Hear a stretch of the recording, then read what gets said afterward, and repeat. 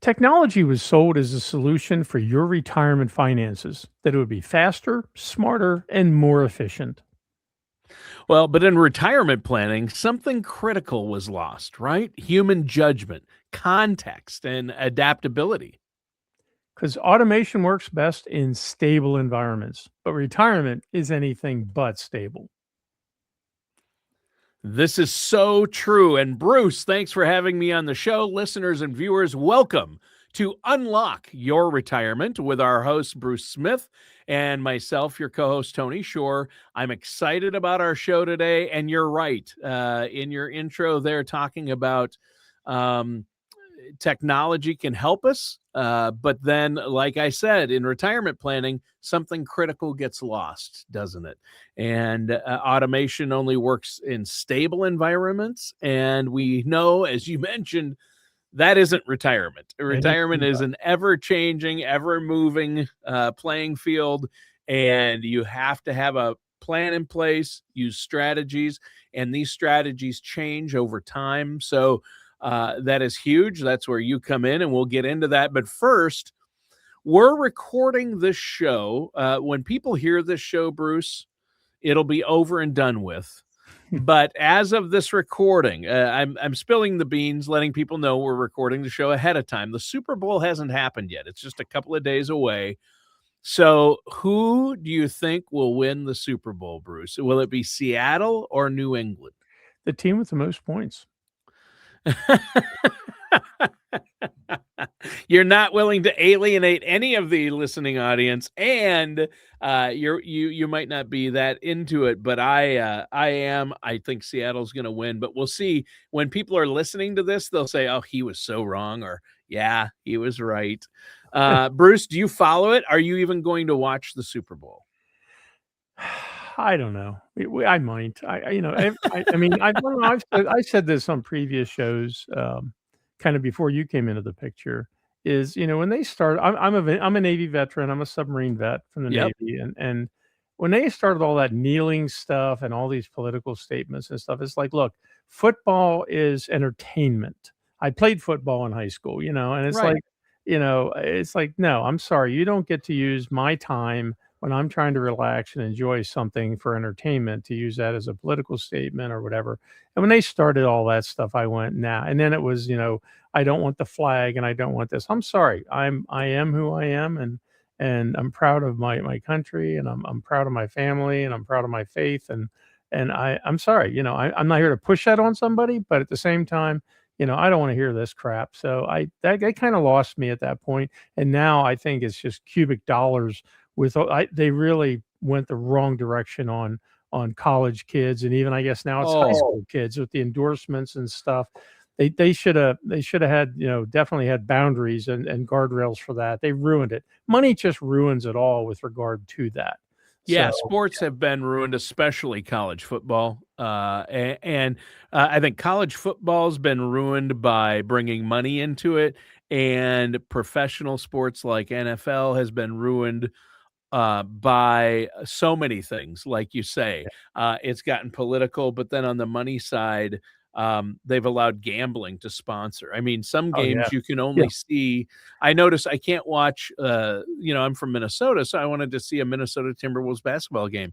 The only network it's on is FanDuel, sponsored by the gambling. I'm like, when I was growing up, it was like, I mean, poor Pete Rose, the baseball player. Remember him?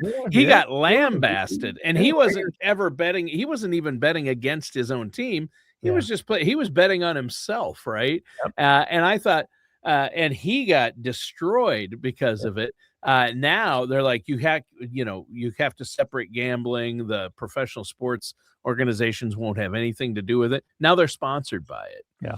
And so, yeah, I think it's gone in the wrong direction in many ways. And you just highlighted some, but I didn't mean to bring up a bad subject, Bruce. My favorite Super Bowl thing, a friend of mine years ago, I'll never forget him saying it. It's like somebody dropped the ball in the last second of one of the Super Bowls. It could have changed the direction of the game, and he says, "Yeah, for $35 million, you should never drop that ball," Right. I thought that was Exactly. I I thought that was one of the best things I ever heard about Super Bowl.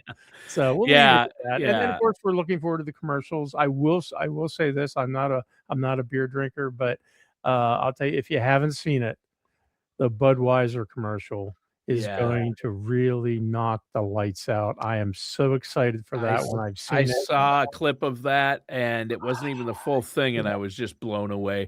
yeah, Every year, the Clydesdales yeah, and the Budweiser ads are phenomenal. yeah. I too, I used to be a beer drinker. I'm not anymore, but, I think that's you're spot on there. The commercials are great. My wife will insist we watch the Puppy Bowl.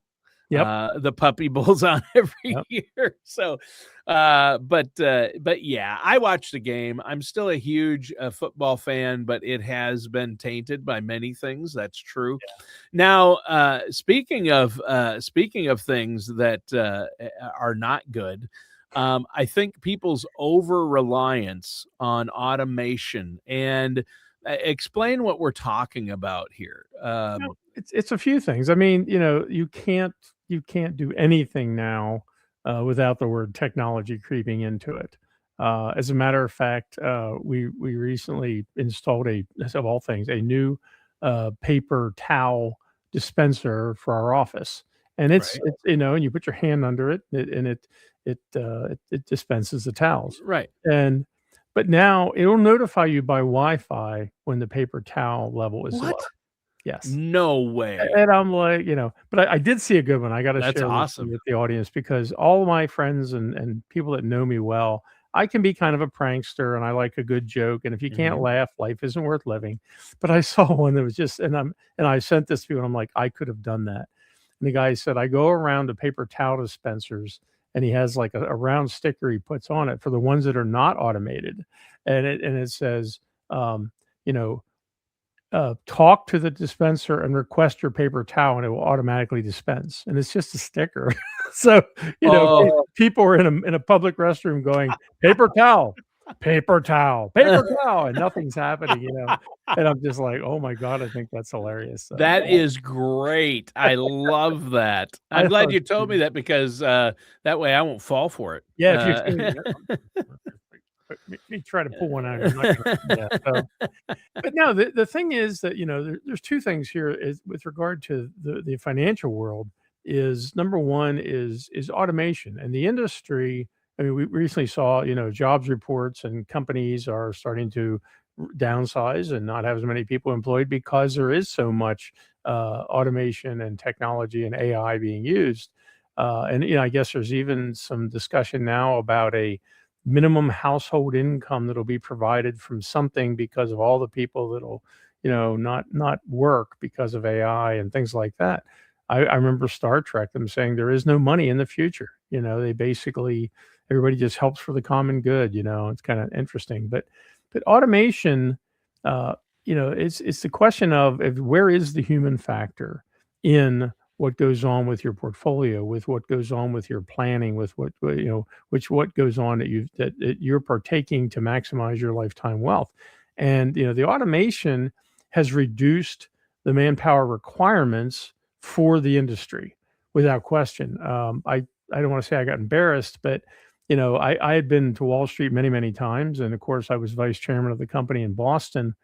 And so Chris had never been to Wall Street, and I was going to take Chris up for a meeting in Wall Street. And I'm explaining to him the trading floor, how crazy it is, and people screaming, and paper all over the floor, and monitors clicking, and everything. And when we finally got into the exchange, all you heard was this. Just nothing. There was just computers doing everything, and there's people Just casually the low hum of computers. and there's just people walking around, and then we found out 70% of the trades are done in a windowless building in Jersey, so Yeah. it was I mean, that was a shock for me, and he was kinda like, "Yeah, this is nothing like what you described, Bruce." Well, yeah, I was wrong. So but, technology, it promised us we'd have better diversification in our portfolios. We'd have faster reaction times for trades and, for trades for a lot of reasons. that we'd be able to make more objective decisions, and we would reduce emotional mistakes. Um, and I think that the reality is quite different. Our assessment, and I think you can pretty much prove all these out, is number one, portfolios have actually become more concentrated. So they're actually more rigid, I think, because of technology. They're more correlated. Now, that's a big word, but basically, if the market moves, the portfolio moves in that direction. So it's like if the market's going down, though I have stuff that's going up, and you don't have near as much. It used to be if you had I always like to talk about Warren Buffett. Uh, two things he loves. One is he loves Coca-Cola. We all Yep. know that. Yep. And the second thing is C's candies, SEE apostrophe S candies. Are you Yep. aware of that? Yep. And what is it? I've heard that. What kind of candy is it? Do you know? C's candies are mainly chocolates, right? Or nut with No. nuts? Peanut No? brittle. Yeah, peanut nut. Peanut It's brittle is the candy with nuts. I mean, there's a yeah, C's candy yeah, store, I think, in the Mall of he America. well, in California, and now they're all over, but he bought the company, okay? Yeah. But the interesting part was that See's Candies was making a ton of money when the market was going south. My point is, so from a correlation standpoint, Warren's like, "Oh, hey, wait, this goes in the opposite direction. Let's buy this." Yeah. So with all this automation and everything, things were tighter to the market than ever.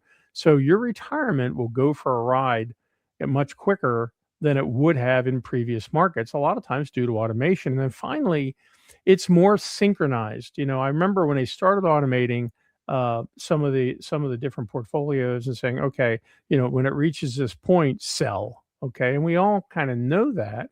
But, so it doesn't really have a set of blinders, or it doesn't have that human interface of saying, wait a second, do we want to sell today because we know this is what triggered that? And I know we've seen a couple market events in our lifetime where the market took a major drop, but it took so for unrealistic reasons, and it recovered quickly.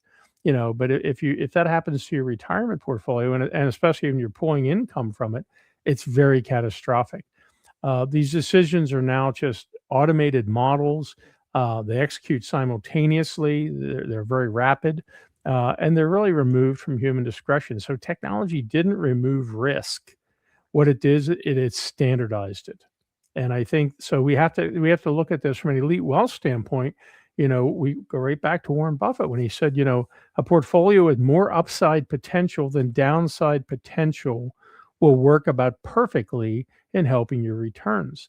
And when you talk about that potential of a portfolio, you've got to say, all right, well, what is the upside of my portfolio? What is the downside? And for the most part, the answer is you don't know.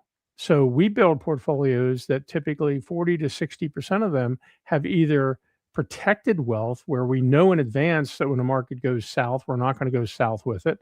And then about 20% where we have what we call wealth preservation assets that are purposely designed that if the market goes south, you don't go south near as much. And in some cases, you have a buffer of protection before it ever would trigger a loss. So, and we do that with about 60% of the assets. So, and everyone we talk to, they're like, I've never seen that before.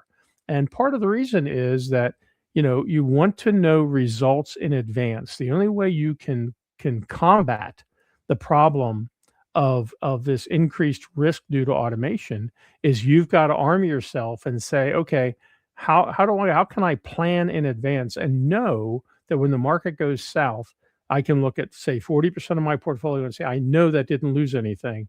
20%. Okay, the market went down 15, and no, I didn't lose anything, or I lost 2% or something like that. So the old days of using a bond fund to offset a stock fund and say, okay, if the market goes south, my stocks used to go down and bonds went up. It helped buffer it. It didn't offset the loss. So we've actually taken a very higher level approach and said, okay, we now have to arm ourselves and have portfolios that have advanced designs where we're not going to lose money on a significant portion of that wealth, and know what's going to happen in advance, because the other ones, technology can really trigger and follow that market faster than it's ever done before, especially in a downward direction. Hmm. Well, and that's huge. And I think, when you talk about technology and how it affects planning, it's great to utilize technology where you can, and it can really help. And I know you and your team utilize technology. You run reports, things like that when you're dealing with numbers, of course.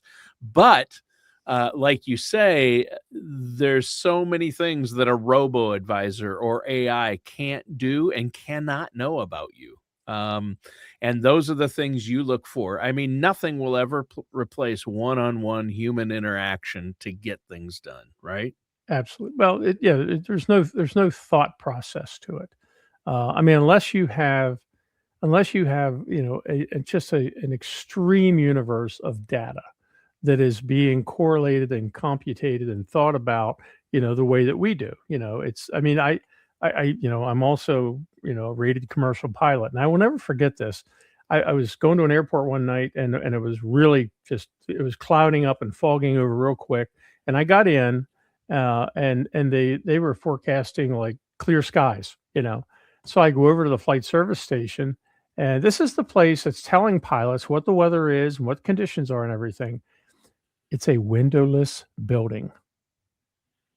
There are no windows in that building. So I went in and I said, "I wanna make a pilot report." And the guy said I said, "I said, "Ceiling's coming down at Altoona." And he's like, "Well, what do you mean?" And all of a sudden you hear ding, ding, ding, ding, and he's like, "Oh, we have a special. Yeah, ceiling at Altoona is now 800 feet." Told you. But, you can't even look outside. So that was kind of an automated process. And imagine living in a house, that has no windows and say, "Is it raining or is the sun shining or is it dark outside?" You don't know. So there is You don't something know. about that interaction. Oh, of course. So, to get back to it, what's the main point when it comes to how you say technology changed risk and not for the better? What's the bottom line there, Bruce? Well, automation is making assumptions that it's, it looks at it just from a raw investment standpoint. It's like it's not considering withdrawals, it's not considering emotion, it's not considering the time it takes to recover. And I think one of the biggest ones are the target date maturity funds. I think is a great example. I remember when they were created. I mean, I used to go up and down the halls of Fidelity in Boston and talk to them about it. And in the theory, it was like, oh, well, if you buy the 2025 fund in 2020, when you get to 2025, we will have whittled that fund down to where it's much lower risk and it's this and it's this and it's that. Well, that's fine. And these things in theory all work wonderful. But what ended up In happening was theory. they had underperforming assets. They Mhm. transferred from fund A to the 2025 fund. We had people, we saw like in the last big burble, that the market had, we saw people drop 15-20%, and they're like, "Wait a second. This is my low risk target maturity fund, and I'm now at that target maturity date." And what they do is they push assets down the road saying they will eventually come back, they will recover, and if they don't, what they ended up with is you have an investment that's correlated. If you own a target maturity fund and you said, "Hey, that thing wasn't supposed to lose a lot of money, but it did," then that says you've got a problem inside your portfolio. And what drives that is a lot of that is automation. So yeah. Yeah. So target date funds, automation with your investments makes them more concentrated, more correlated, and more synchronized, which are not good things in the long run for planning, are they? No, I mean, and then look at the indexes themselves. I mean, what do we know about the S&P 500? Why is it the 500? Because it's 500 companies. Well, guess what? There's about 7 or 8 stocks that drive that thing. And, Yeah, that carry it. yeah, and the other ones have become really insignificant, and they certainly can't override whatever the big stocks are doing. There's no question. I mean, Elon's in the news. What 100. Just the billions and billions of dollars that we're talking about. These are all big B letter. Billion of dollar. And Billion now dollar. T-letter, right? Yeah, Elon merged two of his companies together, and now yeah, it's worth over 1 trillion. And I yeah. just read that Walmart went over 1 trillion. Yeah, I mean, these are big numbers, big drivers, Oof. and that and it all and whenever that technology works great, all this stuff works great when the market's going up. Everything Sure. looks and appears good. Yeah. And, like somebody in a 60-40 portfolio, they're like, oh, hey, I'm doing okay. I'm making good gains. I'm 60% in the market. But the fact is that market can turn rather quickly and accelerate downward now because of the automation, and people aren't aware of that. And I always say, our busiest time at WealthKare, where we literally get slammed when the market tanks, are like, hey, Bruce, heard you on the radio. You always said about being conservative. You always said about having wealth protection and wealth preservation as part of the portfolio. I lost a bunch when the market dropped. I need to come see you.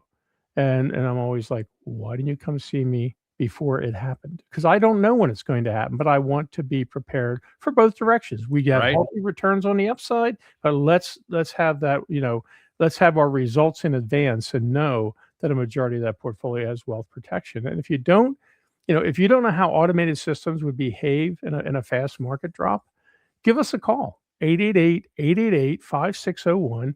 And the thing is, we can look at your portfolio. Like I say, that's always a 20-minute complimentary call to kind of discuss what you're doing, what you're looking at. But our Elite Wealth, we do a comprehensive stress test review, on your portfolio if you want to have the analysis done. And it's kind of like, okay, what does the upside look like, but what does the downside look like? And what can I do to best prepare myself so I don't get caught up or get whipsawed, if the market does tank into the future. And I think you're going to see some increased volatility. I think you're going to see some of the big companies take a hit here and there. And if not, we want to make healthy returns. Let's keep it up. But nothing's forever, and the market is certainly volatile. Yeah. Well, and I would agree with that. And again, give Bruce and the team a call. I know you love to hear from the folks out there. 814-542-5433. Set up that no charge, no obligation consultation. Now, Nobody calls that number. It's 888-888-5601. oh yeah, okay. It's Okay. your favorite. 888-888-5601. I have to get that right. Did I get that right this If time? you give them too many numbers, they'll forget, because I know I even forget what that number is anymore, because I know I dial the 888 numbers. Yeah, there you go. And just me, too many eights, it throws me off. But let's talk about, you've talked about the problem with automation and investment and retirement planning, but it fails retirees in retirement because I assume one of the big reasons automation, where it lacks for people in retirement, would be retirement income and knowing their needs. Is that right? Sure. Yeah, because I mean, retirement income, and that is one of the challenging points in planning that we're really excited about our retirement guardrail approach. Is that people, I mean, first of all, I don't think anybody today, unless you're solely living on Social Security, I don't think anybody today has a singular source of retirement income. I mean, they either have Right. a pension and Social Security, which those are becoming rarer and rarer and rarer. Okay, Yeah. but most people, they've got an IRA, a 401k, and Social Security. They have these pieces, and they're like, okay, I need this much money coming in a month, and this is a flaw of financial advisors. And I'll be honest with you, it was a flaw of ours for many years, is that we understood what we were saying. We understood what we were showing people and saying, oh yeah, you have $1 million and you want to take, you're going to get Social Security, you're going to get about 25,000 or 30,000 a year, and you want to take another 45,000 a year out of your investments, and so you'll have $70,000 a year of income. Okay, that sounds great. And we can show the computations, and we can show what's happening to the entire nest egg. But then at the end of the day, we found that what people were really asking is, where exactly am I going to get this income once I retire, or now that I'm retired? I would get a paycheck every week or every 2 weeks. I knew where that was coming from. Show me where it's coming from. And it's something we didn't do well. We said, oh, here's how you get the number off the big nest egg, but now we're able to show the actual cash flows. And with that, it's great that we can use technology to show that from a planning perspective. But if you're depending on those accounts, and one thing we always say about like a market loss, if you've got $1 million saved for retirement, and let's say you take a 25% hit from a market drop, that's a $250,000 hit. Wow. Right? Let's say you're pulling 50,000 a year out of that portfolio. So you just took a $250,000 hit. That represents 5 years of income.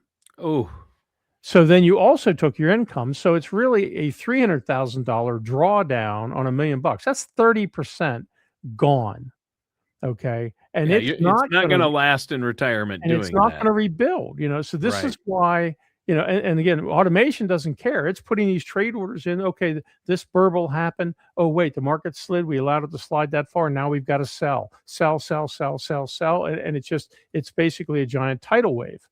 So Right. now, but if you look at that, and I said, would you write yourself a check for 250,000, go down to the bank, get it in cash money, real stacks of hundreds, put it on the table in front of you. Actually, take it out in your yard and put it inside of a metal garbage can and light it on fire and stand there and toast marshmallows over it, because that's the only advantage you're going to get. You just lost $250,000. Wow. And when you put it in that frame, people understand. Yeah. And you say about an accelerated drop in the market, that's what it can do while you're taking income. So it becomes an even bigger acceleration of a tidal wave. Yeah. We understand that, and that's why we're very strong about having wealth protection and wealth preservation as a key part of these strategies. If you're riding mutual funds or ETFs or whatever at Vanguard or Fidelity, and you go, "Hey, I'm doing good," I have rarely have I ever had somebody come into our office 5 days before the market tanked. Typically they're coming in after a tank, and they're giving Sure. us what the residue is. And then they'll say, "Oh, I should have." I love your forest analogy. When's the best time to plant a tree? 20 years ago. When's the second best time? Today. Right. So the same thing holds true. Is that if you look at this market and say, "I think the market's high," and if you say, "No, I really don't know what the upside and downside potential of my portfolio is, and I'd like to have more wealth protection, but I don't know how to do it," or they don't offer that at Fidelity or Vanguard or wherever, then pick up the phone and give us a call, and let's sit down and talk. You're Yeah. not going to get any pressure, no sales, but let's run an analysis, and we're going to look at what we can do, not just in risk, but on the risk side, the taxes side, the income side, and the legacy side. It's a total comprehensive elite wealth management plan. That's what we do. And that's huge. Well, we need to take a quick break here, but before we do, give our listeners that 888 number again, Bruce, and the website. I wonder if Tony can't remember it. It's 888-888-5601. Or you can go online and actually schedule your 20-minute free complimentary call today at discoverunlock.com. All right. No, I remember it. I just wanted to let you have the honors here. Thanks. And we'll be right back with more of Unlock Your Retirement right after this. All right. Let me look. Yes. I am not happy. What's wrong? Well, we fixed this the thing Oh, yeah. below. Yeah, this is the old one. Yeah, we fixed it, but it's the one I have the one listed that's listed here, and it's the wrong one. I don't understand that. And I'm looking like, oh, did we leave that in and there's a duplicate? Nope, it's the only Bruce Smith background I have. No, What we in the had actual heck? Yeah, we had the keyhole with Ben Franklin looking at you. I know. Oh, I know. And that's why I gave the wrong number. And I at the think it web, was Victor. Victor did it. Victor did it. It was Victor. it wasn't Victor. He doesn't mess with this stuff as far as he doesn't go into the templates. Sorry about that, Bruce. I'll have to fix it. I can't find it right now during the show, but okay, here we go. I'll let it get to 29 and then I'll bring us back. Welcome back to Unlock Your Retirement. I'm your co-host, Tony Shore. I'm here with the man with the plan, Bruce Smith, as always, and a great discussion today. I love this one because people who tout robo-advisors and automation when it comes to their financial plans and aspects, I don't think they have a leg to stand on. It's hard to win that argument, isn't it, Bruce? Because, and that's what you're pointing out today, the things that it will mess up and why it doesn't work long term, especially for retirement planning and retirement income planning. You talked a lot about that in the first segment. Now, in our second segment, I want to ask, how does technology increase tax risk? You told me, Tony, we're going to talk about how technology increases tax risk. And I'm like, well, how does it do that? I don't know. Tell us. Well, back to your thing with the robo-advisors and everything. I mean, Yeah, first of all, we're not here to say this is right, this is wrong. Okay. I mean, it's what right. you're comfortable with. I did, and People, it's my opinion. But people yes, come to us, and the reason they come to us is they're saying, Bruce, I want to maximize the lifetime benefits that I can get from my nest egg, period. right. And if you're only going to look at the investment side of it, I think there is a case for robo-advisors because is that if it's only the investments and you're only looking at the cost for that, there are a lot of advisors out there that provide a risk analysis and a 60/40 portfolio, and they charge 1% to manage that money, and Robo doesn't charge that, or the Robo says, I'll do it for 0.3% or 0.4% or whatever it is. And people are like, hey, I just say 50% of my fees or 60% of my fees. But the reality is that if you're not getting value for the fee that you're paying, and I think with the robo, when the market really drops and you get hung up with this technology, that could have been, pennies that you'd been better served to have somebody who was providing a broad-based plan and looking for value elsewhere other than just the market. So taxes, first of all, does automation help with taxes? Yes. I mean, it can calculate current year efficiency. When you talk to your CPA or your tax preparer or whoever these days, we've seen how many people now have migrated to TurboTax. They've gone away from preparers; they're filing their own taxes online, and it's nice that you can put stuff in there and see how efficient. Or what if I do this, or I have a rental house, or whatever. It put that now in the hands of the consumer. So I think that's a plus. It tracks balances. We can feed all of these accounts in, feed in your Fidelity, your Schwab, whatever, and it brings in your tax documents and loads them in automatically. Can't say it's always perfect, but it does do that. They're supposed to anyway. And it'll project simple scenarios. What if I increase my contributions to my 401k or whatever? So technology is applied and is helpful in those regards. But with regard to retirement, number one is that, and this is something very few advisors do and very few people look at. Although once we talk about it and they understand it, they're like, well, my God, I want to know that. The first is lifetime tax coordination.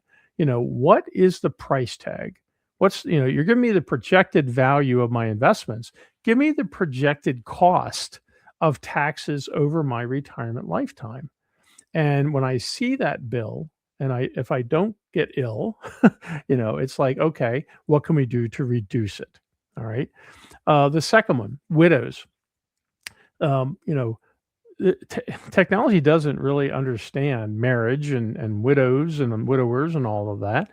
So, Right. widower. We talked about the widow tax trap last week on the show, and the fact is that it's rare that you see where it'll say, "Oh, okay, now you're a single taxpayer. Now you have this problem and that problem and this problem and that problem." We've talked about layers of taxes, so we have what we call IRMA cliffs, where depending on different tax brackets, different income structures, you can trigger other costly events financially to you that the market technology from a risk standpoint doesn't even care about taxes. It Right. almost mirrors what the industry says. We do not provide tax advice, and that's pretty much how I think technology views the investment side. But I always say the next line in that warning from the financial industry to you, it says seek professional guidance before making any financial decisions. And people don't do that. And they admittedly Right. don't do that. And we bring that to light and they're like, well, what do I do? That's a conversation because it is not a mass produced solution. So Hmm. technology cannot provide that because technology wants to be universal. Okay, we have one algorithm that fits many people. legislative changes. I mean, I heard a rumor that people that govern in Washington actually have conflicts with each other. I No, I I Bruce. I heard that rumor. I don't know. They And get a lot. They're just there for the betterment of the people, for you and I. oh, They're not okay. they're I not going misheard. to fight with each other or let that So affect. so legislatively, they just all universally agree there shouldn't be any taxes, right? Well, no, they Right. love their pork barrel projects, so we gotta Sure. fund them somehow. And it's tax somebody, it could be tax the rich, tax the space, who knows? And then the other one is now, and I saw this the other day, and I thought it was just so very, very well put, is that, tax planning is about deciding, how to pay your tax debt off with regard to retirement. Defer your taxation. It's almost like credit card companies come with us, transfer your balance, and you won't have to make no interest payments for 2 years. That sounds like a really good deal, but the fact of the matter is it's still sitting there, it's still accumulating, Yeah, it's and that's accruing what retirement interest. is. Yeah, It's so so yeah. so how do I combat that? And technology is just raw numbers. It's not looking at somebody's situation. It's not looking at they can't look you in the face and say, first of all, we have people that we sit down with that are 75 or 80, and sometimes they're very healthy, sometimes they're in failing health. And they're like, hey, I I want to square up with the tax man before I'm gone so my kids don't have this burden. And that's noble, but you gotta develop a strategy, but you gotta also look at their ability and what's the longevity probability. Are they gonna be around for 10 years for a plan, or do we have to accelerate that? So technology can manage your current taxes.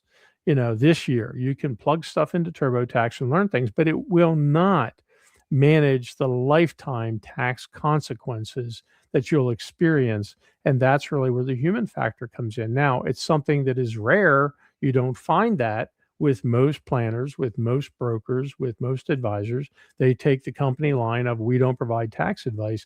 But if you're dealing with an elite wealth advisor, we do that for every single client that we sit down with. And it's part of our stress test that we do. Let's stress test for taxes and let's find a way to reduce that stress and reduce the cost over your lifetime. Right, and that's huge, and that's what you want. You wanna minimize your tax burden, reduce that stress over your lifetime, and I think a lot of what you're saying, especially about how automation and technology, can deal with taxes for you, it's more about your current taxes, and it's like CPA, a tax preparer versus a tax planner. A preparer or the automation, that'll manage current taxes and it'll look and that's the rear view mirror, right? As you say, that looks Yep. back. But tax planning is for the future is not something it's good at. I mean, there are lifetime tax consequences, and you need to be looking out the front windshield and have somebody who's doing that for you.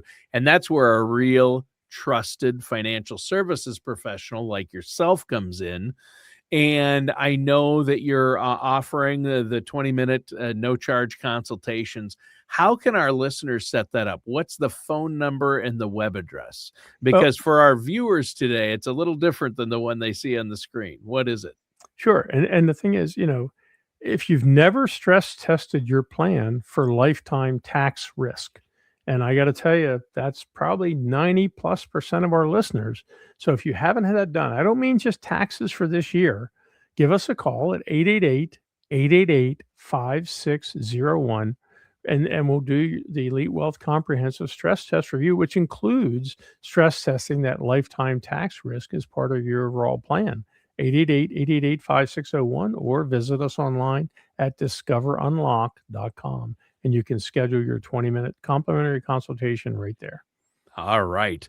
Well, I think that's great. And we continue to talk about taxes, and you mentioned stress testing. Um, Tax stress events. Technology can miss that. And again, I know you alluded to a couple of these, but reiterate what those are. What do you mean by a tax stress event? Well, tax stress events fall in obviously in things that occur while you're retired and how they can affect you adversely in a tax situation. The first one, obviously, that comes to mind is a what we call the spousal tax trap. a widow tax trap, if you will. So one spouse dies, then automatically you have compression of the tax brackets, and they're automatically they become a single taxpayer. So for the same income, they're going to pay a higher percentage of that will be lost to Uncle Sam because now they're treated like Skippy down at the Burger King. But in addition to that, what happens is they're going to need to take more taxable money out. The second thing that we know about is Social Security.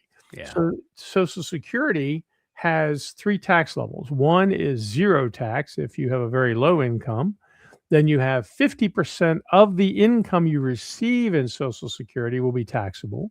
And then you have the top one, top category, which isn't that you don't need a ton of income to hit that. 85% of your Social Security becomes taxable.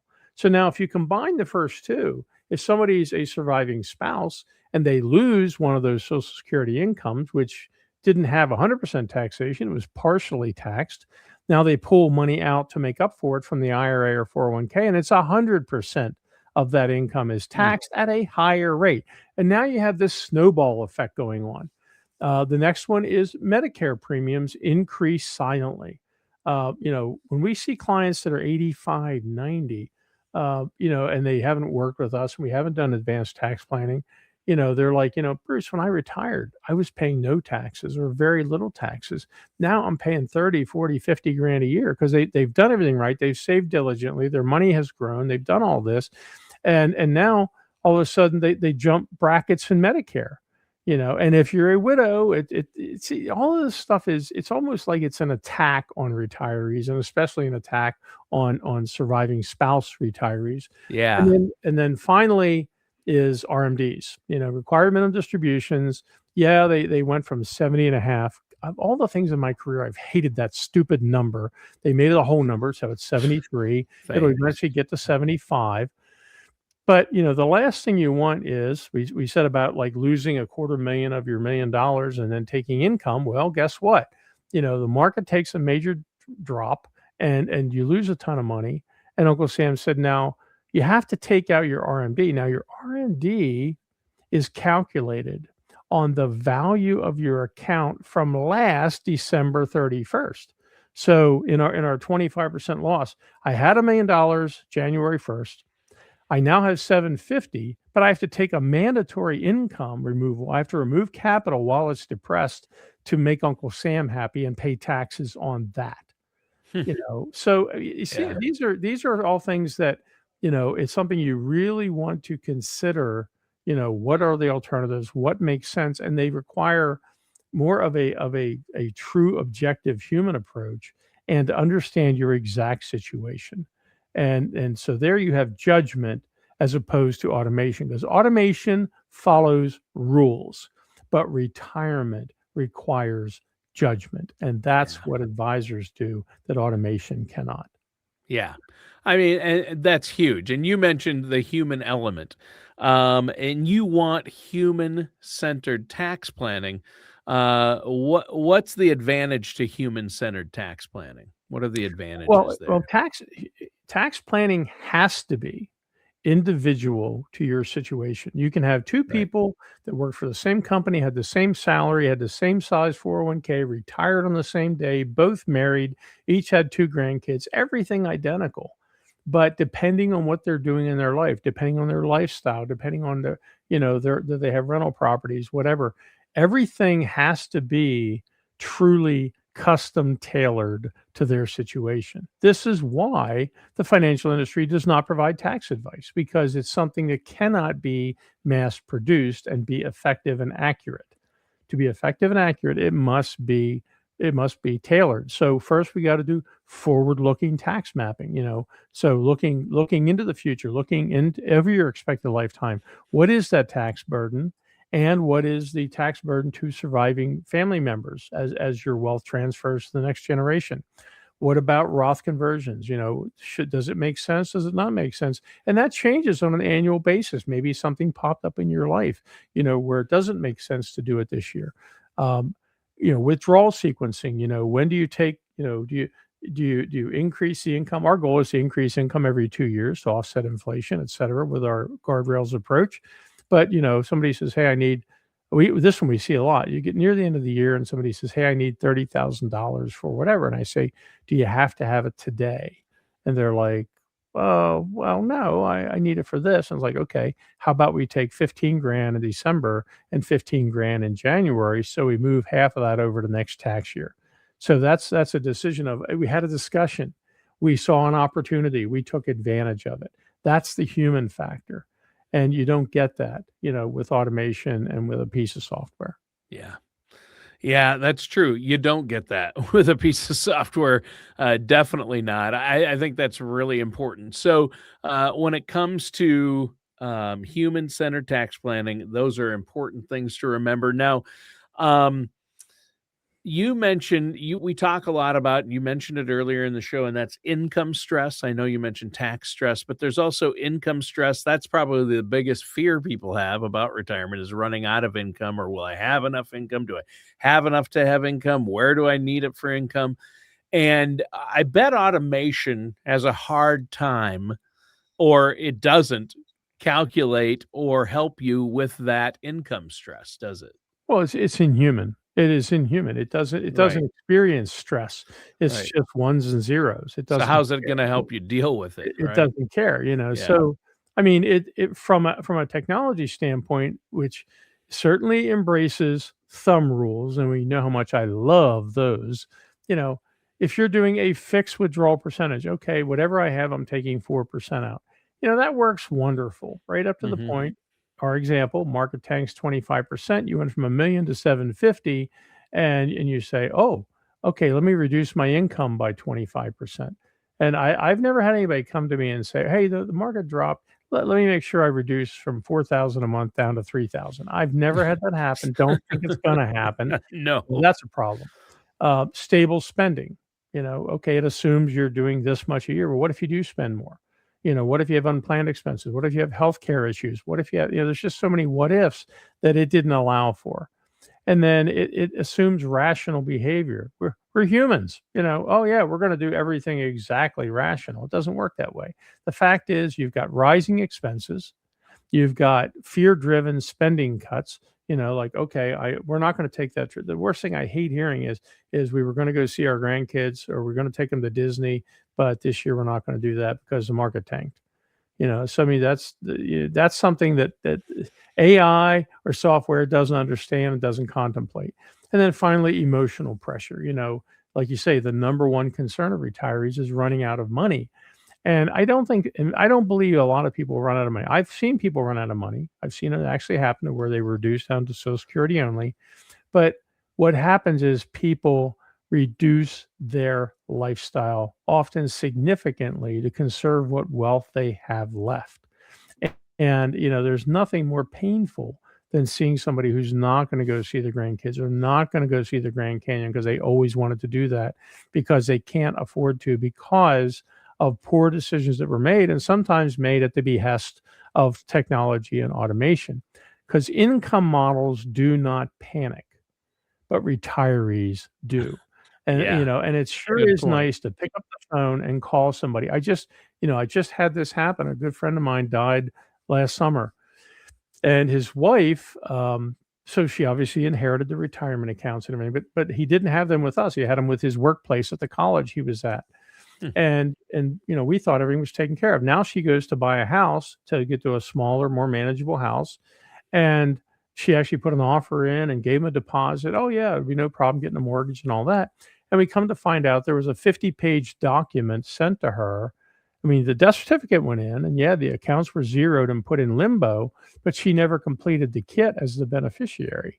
And as far as the system, the technology knew, we sent that out to her. She claims she never got it. We requested it, had it in one day, and we're resolving the issue. But it's something that it would have sat in limbo. And I'm a staunch proponent of this. Email. Somebody sends an email. How do you know it got there? And how many times a day do you say, I never got that? I say to people, I never got Yep. that. My Yep. clients say, All I the never time. got that. So I mean, there's the prima facie case for, what technology thinks about you and how it thinks for you. And it's certainly not goof proof in a lot of ways. So that human factor is saying, hey, what about this? What about that? So, yeah. So there are quite a few automation-driven income risks, Oh, bottom absolutely. line. Yeah, Yeah. yeah, I mean, it's, with regard to, if you're taking that stable income and it's kicking it out on a monthly basis, quarterly basis, annual basis, the market's in a downturn, yet it's still selling. yeah, Okay. There's no guardrails, there's no discretion, and right, there's no prioritization of needs and wants. I mean, people, they'll come to me and they'll say, "Hey," and that this is, I think, one of the greatest resources at WealthKare is, and we've always said this, is that we bring you the collective wisdom. I'm not the smartest guy in the toolbox by any standard, but me and my team and Bruce and Chris have been there 20 years now. But it's the collective knowledge that we've acquired, not just on the financial side, but from our clients, and we share it openly. If you're thinking about retiring and getting an RV, we can give you lots of the ins and outs. You're planning on golfing the rest of your life, every day for the rest of your life, we'll give you the ins and outs. If you're planning travel, how do you reduce the costs for that, or what's a good place to go, or whatever. We've had all the intake, all that knowledge. I think it's one of the saddest things is, someday I will depart this earth, and a lot of that knowledge will die with me. And I want to share that knowledge with everybody right. because it's important. And that's how you stretch the dollar. It's how you make your money go further, not just from a financial standpoint, but our clients call us for lots of different things. But that collective knowledge is so powerful, and you're not going to get that, with the automation and the stuff the financial industry offers. So, Yeah, if your income plan will work as long as the markets cooperate, you sure. know. But when Yeah, they if don't, then what can you do in advance of them not cooperating to know you're still in a good place? And that's, give us a call, 888-888-5601 for your Elite Wealth Comprehensive Stress Test review, or visit us online, discoveronlock.com. And let's start with a discussion. It all starts with a discussion. And if you want, I have it this week. There it is. There's oh, the let's see it. Oh, yeah. coffee with Coffee with friends. friends, That's our nice. WealthKare Coffee with Friends event. We are so excited because this has just really been growing and expanding, because people have listened to the show and they're like, "Hey, I'd like to come out and meet the team and talk with you guys." I don't want the formality of an appointment yet. I want to Sure. get to know you. So give us a call at 888-888-5601 and just say, "Hey, I'd like to be invited to your next Coffee with Friends event. We'd love to see you. Share some coffee, some Danish. It's a one hour thing. Basically, we talk about the market, talk about certain things. You'll hear some nice things from clients as far as things they're doing in life, and it's a good time. We got a great family at WealthKare, our family of clients and us, and it's just coffee with friends. So we'd like to add you to the list of our friends. Yeah, yeah, and join, become the friends, and join with the friends that you have there, meeting there, and you can talk about finances and find like-minded people and answers to questions. And I think that's a fantastic, fantastic event and get together, informal, get some coffee and danishes, meet some like-minded people, ask financial questions. You've got the man himself right there, Bruce Smith. Have access to him. I think that's fantastic. Now, um, uh, we're talking today about automation versus the human interaction, and how automation can derail a retirement plan or might not be the best idea for your financial plan. Um, and we've talked a lot of, you mentioned stress a lot today, but when you're talking about taxes and income and retirement planning, we all know that's part of it. And you have a phrase, you said you wanted to talk about, in my notes here, it says income under compound stress. What does that mean? There's some stress combinations, or? Well, the greatest way to maximize the value from your wealth is through what we call strategy compounding. So it's taking that risk strategy and applying it and saying, okay, we're going to reduce risk, keep more of our assets working, not lose as much when the market goes down.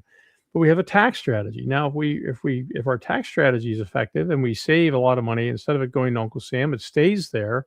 It compounds with the benefit of the risk strategy. And then on the income side, if we're drawing 50% of the income out of Roth accounts and we reduce the overall tax burden there, more money stays in. So these things are all interlaced to maximize value. That's great. Whenever we talk about income under compounding stress, so the compounding pluses are there, but if you've got a market decline that's driven, accelerated with automation, plus inflation. Okay, so I'm having to draw more money out at a time that my portfolio is depressed. You have a compounded negative there that's working against you. The next one is huge. Healthcare costs. I mean, I don't think anybody has seen their healthcare costs drop in the last Oh, year or two or three or five. yeah. You No, know, it's it, gone it up it's exponentially. Yeah. going up, up, up, Yeah. and what else is happening? We're living longer. So not only do we Yeah. have an increased cost, we have that increased cost for a longer period drawing from our nest egg and putting money out there. And if you have a long-term care event, it gets even crazier. So longevity compounded with healthcare becomes a big negative against your nest egg. And then finally, is the compounding stress for income, obviously, of losing a spouse, to Mm. where now the first thing they notice is like, what do you mean that one Social Security check is no longer coming in the door? So all of a sudden they bring up their bank statement, they look at it, and they find that there's one deposit this month, not two. And that's, I got to tell you, that one is always a shocker. And we hear that one and we see that one more than we care to admit. I mean, you've just lost a person that you spent, however many years. For Monica and me, we're going on 44 years, and my God, if I lost her, I don't know what I would do. I really don't, and that's bad. That's horrific. And then the next damn thing is I get a statement and I go, wait a minute, we're missing some money here. And that's the Right. last thing you want to see. So No. the reduced benefits that occur after a spousal loss is compounding stress with Yeah. income. So That's huge. there's just Well, a lot of things. yeah. Hey, we have to wrap it up. We ran out of time. I know you have lots more you can talk about on this topic, but you wanted to summarize it in one sentence, everything we've been talking about, and I think it's great. So, how would you summarize this conversation that we've had today, Bruce?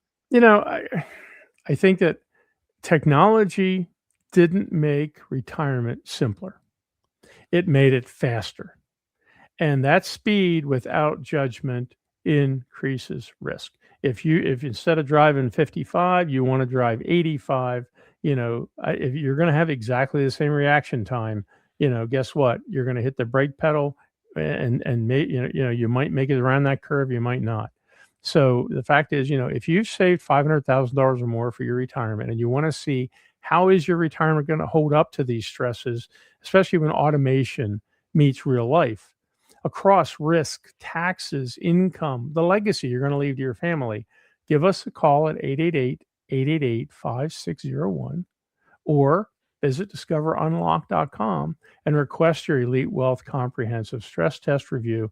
We'd love a chance to talk to you, or like I say, give us a call and come see us at a Coffee with Friends event. We'd love to see you. All right. Thank you so much, Bruce. And thanks to our listeners and viewers. That does it for today's episode of Unlock Your Retirement with our host, Bruce Smith.